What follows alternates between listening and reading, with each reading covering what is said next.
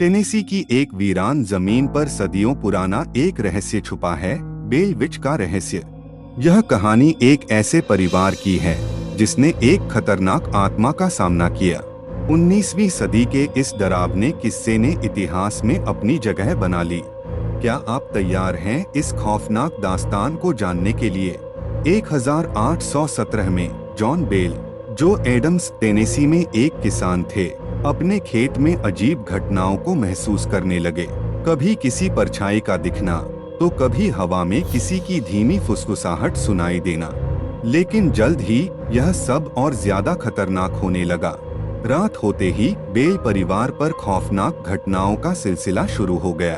दीवारों पर जोर से दस्तक देना, फर्श पर जंजीरों को घसीटने की आवाजें और सोते समय बिस्तरों से चादरें खींचना, ये सब रोजमर्रा की बातें बन गईं। कुछ समय बाद इस आत्मा ने बोलना शुरू कर दिया। उसने खुद को केट कहा और बेल परिवार को धमकियां देने लगी। खासकर जॉन बेल से उसकी नफरत बढ़ती गई। उसने कहा कि वह जॉन की मौत का कारण बनेगी। बच्चों को थप्पड़ मारे जाते, चिल्लाने की आवाजें घर के कोनों में गूंजती।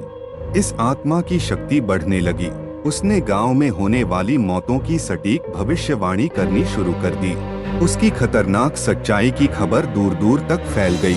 लोग इसे देखने आते, लेकिन ज्यादातर लोग डर और खौफ के साथ लौटते।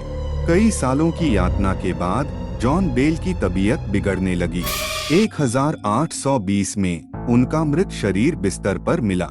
उनके पास एक रहस्यमयी शीशी पड़ी थी। केट ने दावा किया कि यह उसकी करनी थी। वह गर्व से कहती रही कि उसने अपनी प्रतिज्ञा पूरी कर दी। जॉन की मौत का रहस्य आज भी सुलझ नहीं पाया है। सदियां बीत गईं, लेकिन बेल विच की कहानी आज भी जिंदा है। लोग कहते हैं कि उसकी आत्मा अब भी एडम्स टेनेसी के जंगलों में भटकती है।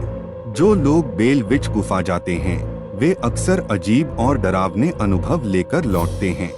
यह आत्मा आज भी एक रहस्य है। बेल विच की कहानी सिर्फ एक दास्तान नहीं, बल्कि एक खतरनाक चेतावनी है। क्या आप इसे सच मानते हैं या यह केवल एक मिथक है? अपनी राय हमें कमेंट में बताएं और ऐसे ही डरावनी कहानियों के लिए हमारे चैनल को सब्सक्राइब करें।